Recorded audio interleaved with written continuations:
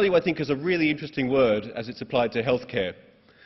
One of the things I think makes it so interesting is that everybody thinks they know what it means, but everyone seems to have a different opinion, depending on where they are in the healthcare chain. If you're a patient, for example, what does value mean? It means, well, I got better, I wasn't too scared, and I didn't have to sell my house in order to pay for my treatment. If you're a doctor, value might mean that everybody got well, everybody got paid, and the budget was balanced.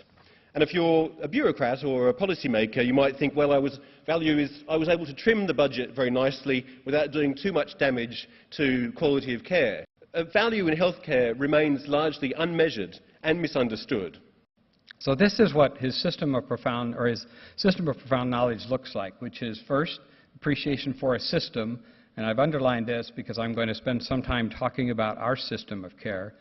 Number two, knowledge about variation.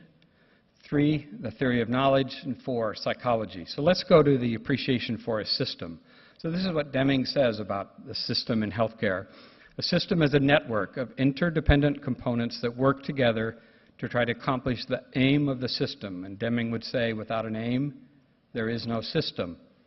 The greater the interdependence, the greater the need for cooperation and communication, and that the obligation of each of the components is not to maximize their own individual role, but that of the system. Lo primero que tenemos que hacer es a ver dónde hay diferencias, lo puedo hacer mejor, ¿qué puedo aprender?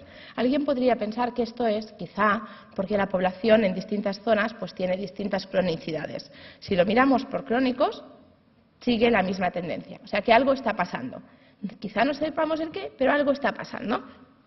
Si miramos entre la OCDE, se hizo un estudio comparando 7 procedimientos en el hospital entre hospitales de distintos países, entre los cuales ahí España no se prestó voluntaria, y lo que se podía ver es que si todos los hospitales lo hubieran hecho como el mejor hospital de Europa, coste-calidad, se podría ahorrar alrededor de un 30% del gasto.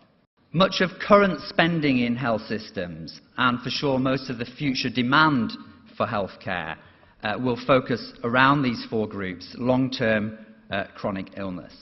And what that means is it's clear that in order to improve value in health systems in the future, the way in which we manage these long-term chronic diseases, and in order to, we will need to see great improvements in the way that we manage these 4 groups of long-term chronic diseases in order to improve value within health systems.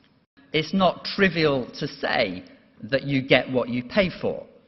And if your payment system is designed around individual interventions, individual specialist interventions, which most DRGs, diagnostic-related groups, are in fact. In fact, DRGs rarely go beyond the boundaries of the hospital.